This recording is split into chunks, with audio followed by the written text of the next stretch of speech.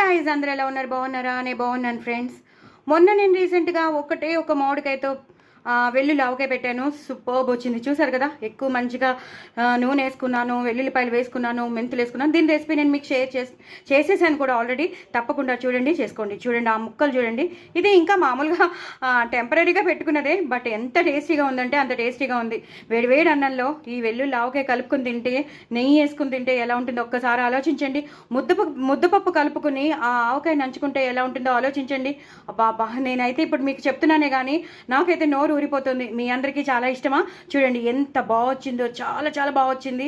చక్కగా నూనె కూడా బాగా తేరుకుపోయింది. పుల్లటి కాయలేమో తొందరగా ఊటొచ్చేసి సూపర్బ్ వచ్చింది. ఇది 3వ రోజు నేను తీసి చూపిస్తున్నాను.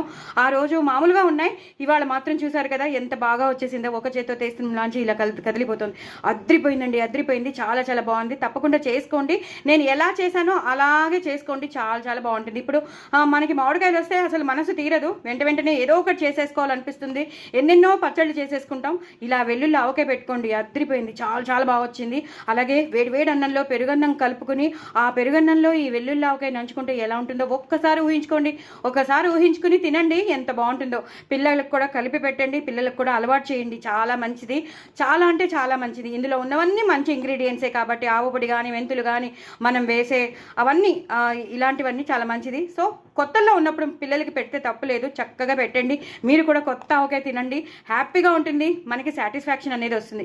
పెరుగన్నంలో మాత్రం అస్సలు మర్చిపోద్దే, తప్పకుండా తినండి, ఎంజాయ్ చేయండి. నా ఛానల్ మాత్రం సబ్స్క్రైబ్ చేసుకోవడం అసలు మర్చిపోద్దే. నేను ఎలా చేశానో మొత్తం అంతా షేర్ చేశాను.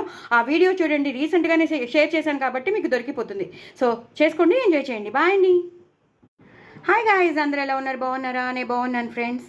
మొన్న నేను రీసెంట్గా ఒక మామిడికాయతో వెల్లుల్లి ఆవకాయ పెట్టాను. సూపర్బ్ వచ్చింది. చూసారు కదా, ఎక్కువ మంచిగా నూనె వేసుకున్నాను, వెల్లుల్లిపాయలు వేసుకున్నాను, మెంతులు వేసుకున్నాను. దీని రెసిపీ నేను మీకు షేర్ చేసేసాను కూడా ఆల్రెడీ.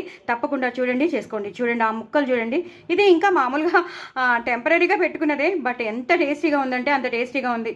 వేడి అన్నంలో ఈ వెల్లుల్లి ఆవకాయ కలుపుకుని తింటే, నెయ్యి వేసుకుని తింటే ఎలా ఉంటుందో ఒక్కసారి ఆలోచించండి. ముద్దపప్పు కలుపుకుని ఆ ఆవకాయ నంచుకుంటే ఎలా ఉంటుందో ఆలోచించండి. అబ్బా నేనైతే ఇప్పుడు మీకు చెప్తున్నానే కానీ నాకైతే నోరు ఊరిపోతుంది. మీ అందరికీ చాలా ఇష్టమా? చూడండి ఎంత బాగా వచ్చిందో, చాలా చాలా బాగా వచ్చింది. చక్కగా నూనె కూడా బాగా తేరుకుపోయింది. పుల్లటి కాయలేమో తొందరగా ఊటొచ్చేసి సూపర్బ్ వచ్చింది. ఇది 3వ రోజు నేను తీసి చూపిస్తున్నాను.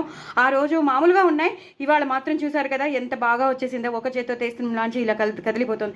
అద్రిపోయిందండి, అద్రిపోయింది. చాలా చాలా బాగుంది. తప్పకుండా చేసుకోండి. నేను ఎలా చేశానో అలాగే చేసుకోండి. చాలా చాలా బాగుంటుంది. ఇప్పుడు మనకి మామిడికాయలు వస్తే అసలు మనసు తీరదు, వెంటనే ఏదో ఒకటి చేసేసుకోవాలనిపిస్తుంది. ఎన్నెన్నో పచ్చళ్ళు చేసేసుకో